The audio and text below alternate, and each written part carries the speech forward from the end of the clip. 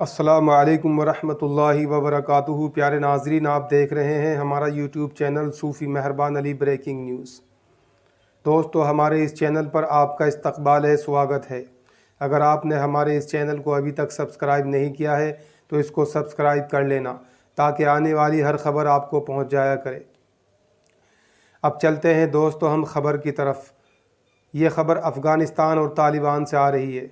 दोस्तों, पूरी दुनिया को हैरान कर देने वाली ये खबर है। ये खबर अफ़गानिस्तान और तालिबान की है। पूरी दुनिया को इस वक्त तालिबान ने सोचने पर मजबूर कर दिया है। पूरी दुनिया के जितने मुल्क हैं सब सोचने पर मजबूर हैं। बड़ी बड़ी सेनाएं जो अपने को पावरफुल और ताकतवर समझे जाते थे, वो सब सोचने पर मजबूर हैं कि ये किस तरह से हो गया है। इतनी जल्दी पूरे मुल्क में तालिबान का कंट्रोल हो गया है। तालिबान ने बीते 10 दिन में पूरे अफ़गानिस्तान पर अपना कब्ज़ा जमा लिया है। दोस्तों, मैं आपको बता दूं, 15 अगस्त को काबुल पर कब्ज़े के साथ ही अफ़गानिस्तान पर तालिबान का राज कायम हो चुका है। तालिबान लड़ाकों की रफ्तार ने दुनिया भर के सुरक्षा बलों को हैरान कर दिया है। तालिबान ने कई जिलों और शहरों पर बिना एक भी गोली चलाए कब्ज़ा कर लिया है। तालिबानियों की ताकत का अंदाज़ा आप लोग शायद नहीं लगा सकते। हर इंसान सोचने पर मजबूर है कि इनकी बहादुरी है या कोई खुदा का करिश्मा। जो इनके चेहरे पर नज़र डालता है उसके हौसले पस्त हो जाते हैं। दुनिया भर के सेना बल हैरत में है कि तालिबान ने अफ़गानिस्तान में बिना गोली चलाए कई शहरों पर अपना कब्ज़ा जमा लिया है। तालिबान ने 6 अगस्त को ईरान सीमा से सटे सरांज पर कब्ज़ा किया था। ये तालिबान के कंट्रोल में आने वाली पहली प्रांतीय राजधानी थी।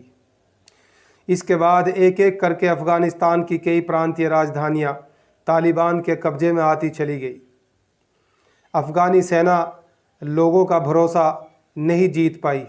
विश्व विश्लेषक मानते हैं कि अफ़गानिस्तान की सेना के पास हथियार और बड़े बड़े हथियार प्रशिक्षण तो था, लेकिन वे मुल्क के लोगों का भरोसा जीतने में नाकाम रही।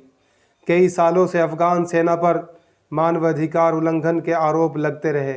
स्थानीय लोगों के लिए सवाल ये था कि वे किसे ज़्यादा पसंद करते हैं, अफ़गान सरकार को और उसके सुरक्षा बलों को, या फिर तालिबान को। तालिबान ने हाल ही के सालों में मकामी सतह पर कूटनीति का इस्तेमाल किया था। दोस्तम इलाके में सैनिक लड़ रहे थे लेकिन टिक नहीं पाए। शनिवार 14 अगस्त को मज़ार शरीफ में कमांडर अतानूर और मार्शल दोस्तम संगठित बलों ने कुछ टक्कर तो ज़रूर दी है तालिबान को, लेकिन अफ़गान सेना के भीतरघात की वजह से उन्हें जान बचाकर भागना पड़ा। अफ़गान सेना के भारी हथियार और हेलीकॉप्टर तथा लड़ाकू विमान सीधे अब तालिबान के हाथ में जा पहुँचे हैं। इधर शनिवार की रात को पाकिस्तान से काबुल जाने वाले हाईवे पर बसे अहम शहर जलालाबाद में तालिबानी दाखिल हो गए हैं और बहुत आसानी से सुबह होते होते गवर्नर हाउस पर झंडा भी फहरा दिया है। वहीं हज़ारा शिया बामियान प्रांत में तालिबान ने बिना गोली चलाए फतह हासिल कर ली है। दोस्तों, खबर सिर्फ इतनी ही नहीं, आप देखते रहिए, आप बने रहिए हमारे साथ में। आपको मैं बहुत कुछ बताने वाला हूं। अशरफ गनी अफ़गानिस्तान से जाते वक्त अपने साथ बहुत कुछ लेकर गए और बहुत कुछ छोड़कर भी चले गए।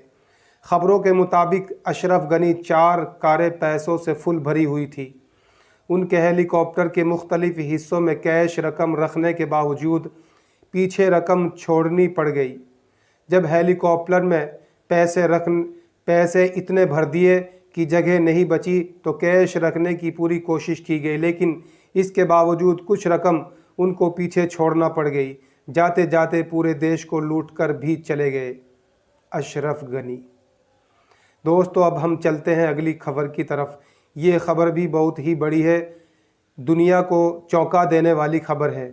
संभल जा तू ए इंसान, ये इबरत की जाहें तमाशा नहीं है।